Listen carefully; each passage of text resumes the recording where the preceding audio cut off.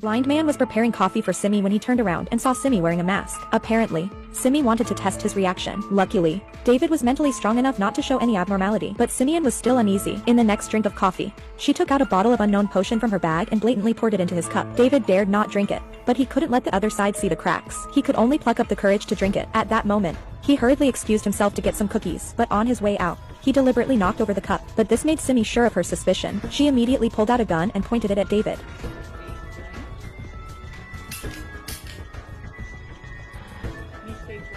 Realizing that he had been exposed, David promised Simi that he wouldn't reveal their secret. Besides, everyone thinks he's blind. But Simi laughed out loud. She didn't seem to panic at all. She even told David the real reason for the tycoon's death. It turned out that it was Simi's birthday. In order to surprise her, the tycoon said he had to go on a business trip tomorrow. But Simeon took it seriously. When the tycoon came home the next day, she was shocked by what she saw. The rich man was killed by them. After listening to what Simeon said, David suddenly felt dizzy. It turned out that the pastries he had eaten were drugged, and Simeon was waiting for the drug to take effect. In a few moments, he began to sway from side to side. Eventually, he fell to the ground before he could escape. Soon after, his girlfriend arrived, but the boy downstairs stopped her. The boy claimed he had David's secret on his cell phone. When the girlfriend opened it, she found proof that David wasn't blind. It turned out that the boy had long felt that David's blindness was feigned, because once he found David's sunglasses fell down the stairs, but he picked them up like a normal person. And since David came home, the boy tied his cell phone to a bamboo pole and secretly recorded David's video. He was going to use the secret to earn some pocket money, but his girlfriend, after watching the video, ignored the boy and rushed upstairs. But when she knocked on the door,